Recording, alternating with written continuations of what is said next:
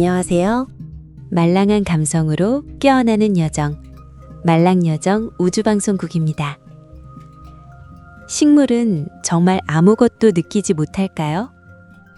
놀랍게도 일부 실험에서는 식물이 인간의 의도를 감지한 듯한 반응을 했다고 합니다. 심지어 사람을 기억한 듯한 반응까지 보였죠. 집에서 식물을 키우는 분들 많으시죠? 저도 반려식물들과 함께 살아가고 있는데요. 가끔 지친 마음으로 화분 앞에 조용히 앉아 있으면 식물들이 말없이 제 마음을 도닥여주는 듯한 기분이 들 때가 있습니다. 여러분도 그런 경험 있으신가요? 우리는 식물을 조용한 존재라고 생각합니다. 말도 하지 않고 움직이지도 않는 존재. 하지만 정말 그럴까요? 예쁘다고 칭찬한 식물은 더 잘 자라고 험한 말을 들은 식물은 시들해진다는 이야기. 어쩌면 식물은 우리가 상상하는 것보다 훨씬 많은 것을 느끼고 또 우리를 바라보고 있는지도 모릅니다. 오늘은 두 권의 책, 피터 톰킨스와 크리스토퍼 버드의 식물의 정신세계, 그리고 데니얼 샤모비치의 식물은 알고 있다를 통해 식물의 감각과 의식에 대한 흥미로운 이야기 속으로 들어가 보려 합니다. 1960년대 미국 CIA의 거짓말 탐지기 전문가였던 클리브 백스터는 흥미로운 실험을 시작했습니다. 거짓말 탐지기에 사용되는 검육에는 사람의 감정 변화에 따라 나타나는 미세한 전기 반응을 기록합니다. 백스터는 문득 이런 생각을 했죠. 식물에게도 이런 반응이 나타날까? 그는 식물의 잎에 검유계를 연결한 뒤 물을 주며 변화를 관찰했습니다. 그런데 예상치 못한 일이 벌어졌습니다.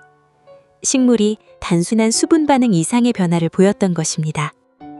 백스터는 머릿속으로 이런 생각을 떠올립니다. 이 잎을 불로 태우면 어떤 반응이 나타날까? 그는 실제로 불을 붙이지는 않았습니다. 단지 태워야겠다는 의도를 떠올렸을 뿐이었죠. 그런데 놀랍게도 그 순간 검유계에 큰 반응이 나타났습니다. 더 흥미로운 점은 정말로 태울 의도 없이 단순히 신용만 했을 때는 반응이 나타나지 않았다는 것입니다. 백스터는 이것을 식물의 감정 반응으로 해석했습니다. 생각 하나만으로도 식물이 반응했다는 사실은 사람들에게 큰 충격을 줬죠. 생각이 하나의 에너지처럼 전달되는 걸까요? 백스터는 이후 더 놀라운 실험을 진행합니다. 두 그루의 식물이 있는 방에서 6명의 참가자 중 1명이 한 식물을 파괴하게 했습니다. 그리고 살아남은 식물에 검유계를 연결한 뒤 참가자들을 1명씩 그 앞을 지나가게 했죠. 식물은 다른 5명에게는 특별한 반응을 보이지 않았지만 식물을 파괴했던 사람 앞에서만 강한 반응을 나타냈습니다. 식물은 정말 인간을 기억했던 걸까요? 아니면 우리가 아직 이해하지 못한 방식으로 세상을 감지하고 있는 걸까요? 식물은 알고 있다에서는 식물이 생각보다 훨씬 정교하게 주변 환경을 감지한다고 이야기합니다. 식물은 빛과 그림자의 변화를 느끼고 주변 환경의 아주 작은 변화까지도 섬세하게 알아차립니다. 여러분이 식물 가까이 다가가면 식물은 빛이 가려졌다는 사실을 압니다. 심지어 여러분이 빨간 셔츠를 입었는지 파란 셔츠를 입었는지까지 감지할 수 있다고 하죠. 화분의 위치가 바뀌는 것, 집안 환경이 달라지는 것, 계절과 햇빛의 변화까지도 식물은 조용히 읽어내고 있습니다. 식물은 인간처럼 눈으로 세상을 보지는 않지만 자외선과 적외선처럼 우리가 볼 수 없는 빛까지 감지합니다. 눈은 없지만 온몸으로 빛을 느끼며 살아가는 존재. 어쩌면 우리가 움직이는 동선 하나하나가 식물에게는 끊임없이 변하는 빛의 풍경화처럼 느껴지고 있을지도 모릅니다. 우리가 키우는 반려동물은 주인과 깊은 교감을 나누죠. 그렇다면 식물은 어떨까요? 백스터는 어느 날 광장 속 군중들 사이를 돌아다니며 자신의 감정 변화를 기록했습니다. 그런데 실험실에 있던 식물들이 그와 비슷한 패턴의 반응을 보였다고 합니다. 또 손가락을 뱄을 때 검육에 연결된 식물이 즉각 반응하는 현상도 관찰했다고 하죠. 그는 생명체 사이에 우리가 아직 이해하지 못한 연결이 존재할지도 모른다고 생각했습니다. 전자 전문가 피에르 폴 소백 역시 식물이 고통과 충격뿐 아니라 기쁨과 즐거움에도 반응한다고 주장했습니다. 흥미로운 건 이러한 반응이 아주 먼 거리에서도 나타났다는 점입니다. 이러한 주장들은 이후 백스터 효과라는 이름으로 알려지게 되는데요. 하지만 이 실험들은 현대 과학계에서 공식적으로 인정된 것은 아닙니다. 그럼에도 불구하고 식물이 인간과 환경에 얼마나 민감하게 반응하는가에 대한 논쟁은 지금까지 이어지고 있습니다. 일본의 철학 박사이자 전자기술자인 하시모토 게는 더 흥미로운 실험을 시도했습니다. 바로 식물과 직접 대화를 나누는 실험이었죠. 하시모토는 개조한 거짓말 탐지기를 이용해 사람의 목소리를 전기 신호로 변환시킨 뒤 그 반응을 그래프 형태로 기록했습니다. 그러다 그는 문득 이런 생각을 하게 됩니다. 그렇다면 반대로 그래프의 전기 신호를 식물에게 전달하면 식물도 어떤 방식으로 반응하지 않을까? 그는 선인장을 대상으로 실험을 시작했지만 처음에는 아무 반응도 나타나지 않았습니다. 하시모토는 그 이유를 단순한 기계 문제가 아니라 자신과 식물 사이의 교감 부족일지도 모른다고 생각했습니다. 그래서 평소 식물을 무척 아끼던 아내에게 실험을 맡겼죠. 하시모토의 아내가 선인장에게 다정하게 말을 건넵니다. 선인장아, 나는 너를 사랑한단다. 그러자 놀랍게도 장치에 연결된 선인장이 즉각 반응하기 시작했습니다. 그 신호를 증폭해 소리로 변환하자 마치 멀리 떨어진 고압전선의 떨림 같은 소리였지만 동시에 노래처럼 리듬과 높낮이가 살아있는 듯 했다고 합니다. 하시모토는 이후 이 반응 패턴을 연구하며 식물이 단순한 자극 이상의 방식으로 반응하고 있다고 생각해냅니다. 그는 심지어 선인장에게 숫자 개념과 간단한 덧셈을 가르치는 실험까지 시도했습니다. 예를 들어 2 더하기 2는 얼마일까? 라고 질문했을 때 선인장이 만들어낸 반응 신호를 그래프로 변환하자 4개의 뚜렷한 파형 봉우리가 나타났다고 합니다. 하시모토는 이것이 인간과 식물 사이에도 우리가 아직 이해하지 못한 형태의 소통 가능성이 존재한다는 신호일지도 모른다고 생각했습니다. 물론 이러한 실험 역시 현대 과학계에서 공식적으로 인정된 것은 아닙니다. 하지만 이 이야기는 우리에게 묘한 질문 하나를 남깁니다. 식물은 정말 우리보다 훨씬 조용한 방식으로 세상과 대화하고 있는 건 아닐까요? 식물이 음악을 듣는다는 이야기 한 번쯤 들어보셨나요? 1968년 미국의 음악가 도로시 리털렉은 흥미로운 실험을 진행했습니다. 식물들에게 서로 다른 음악을 들려준 것이죠. 그 결과 클래식 음악이 나오는 스피커 쪽으로는 식물들이 줄기를 뻗어 가까이 다가갔고 강한 락 음악이 나오는 방향에서는 오히려 멀어지듯 자라는 모습이 관찰되었습니다.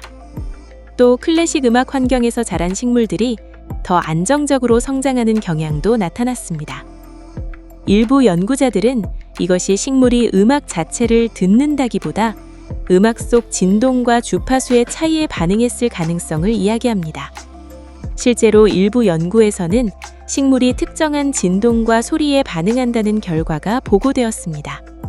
예를 들어 부드러운 음악이나 일정한 진동 환경에서 자란 식물들이 더 건강하게 자라거나 성장 속도가 빨라졌다는 실험들이 있었죠. 반대로 매우 강하고 불규칙한 소음 환경에서는 성장이 둔화되는 모습도 관찰되었다고 합니다.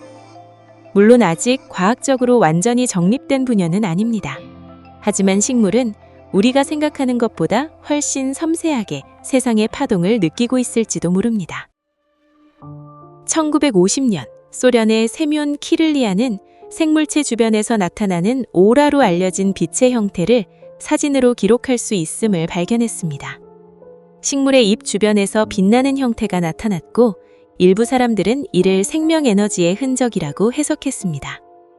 반면 과학계에서는 이 현상을 고전압에 의한 전기적 방전 효과로 설명합니다. 하지만 이런 연구들은 우리에게 하나의 질문을 남깁니다. 생명은 단순한 물질 이상의 어떤 연결 속에 존재하는 건 아닐까? 현대 식물학도 식물이 놀라울 정도로 정교한 감각 체계를 가지고 있음을 밝혀내고 있습니다. 식물은 냄새와 화학 신호, 그리고 진동에도 반응합니다. 일부 실험에선 반복되는 자극에 적응하며 마치 경험을 기억하는 듯한 반응을 보이기도 했습니다. 대표적인 예가 바로 미모사, 흔히 신경초라고 불리는 식물이죠. 미모사는 잎을 건드리면 스스로 잎을 접는 특징으로 유명하죠. 호주의 생태학자 모니카 가글리아노는 미모사를 아주 약한 충격으로 반복해서 떨어뜨리는 실험을 했는데 처음에는 잎을 접으며 반응하던 미모사가 점점 잎을 접지 않기 시작했습니다. 마치 이렇게 판단한 것처럼 말이죠. 아, 이건 위험한 일이 아니구나. 더 놀라운 건 시간이 지난 뒤에도 그 반응을 기억한 듯 같은 자극에 다시 크게 반응하지 않았다는 점입니다. 일부 연구자들은 이것이 단순한 반사작용을 넘어 어떤 형태의 학습이나 기억과 비슷한 형상일 수 있다고 이야기합니다. 그리고 더 놀라운 것은 숲속의 나무들이 서로 연결되어 있다는 사실입니다. 나무들은 뿌리와 균사체 네트워크를 통해 위험 신호를 전달하고 영양분을 나누며 서로를 돕고 있었습니다. 과학자들은 이 네트워크를 오드 와이드 웹이라고 부르기도 합니다. 일부 연구에선 곤충의 공격을 받은 식물이 공기 중 화학 신호를 통해 주변 식물들에게 위험을 알린다는 사실도 관찰되었습니다. 숲은 개별 존재들의 단순한 집합이 아니라 서로 연결된 하나의 거대한 생명체처럼 보입니다. 거실 한쪽에 놓인 작은 화분도 사실은 베란다의 다른 식물과 그리고 창밖의 나무들과 보이지 않는 손을 잡고 있을지도 모릅니다. 우리가 식물에게 건네는 사랑 역시 어쩌면 그 보이지 않는 네트워크를 타고 세상 어딘가까지 조용히 퍼져나가고 있는 건 아닐까요? 식물과 인간 사이에서 나타난 설명하기 어려운 반응들. 이 모든 것이 완전히 증명된 것은 아닙니다. 하지만 분명한 건 우리가 생각했던 것보다 생명은 훨씬 더 깊게 연결되어 있다는 사실입니다. 우리는 늘 자연 속에서 살아왔습니다. 하지만 어쩌면 자연의 목소리를 제대로 들으려 하지 않았는지도 모릅니다. 조용히 서 있는 나무 한 그루도, 길가에 피어난 작은 꽃도 우리와 같은 생명의 네트워크 속에서 함께 숨쉬고 있습니다. 오늘 여러분의 집에서 말없이 자라고 있는 식물에게 한 번쯤 말을 건네보세요. 우리가 보내는 작은 마음도 어쩌면 식물은 조용히 느끼고 있을지도 모르니까요. 여러분은 오늘 식물에게 어떤 말을 들려주고 싶으신가요?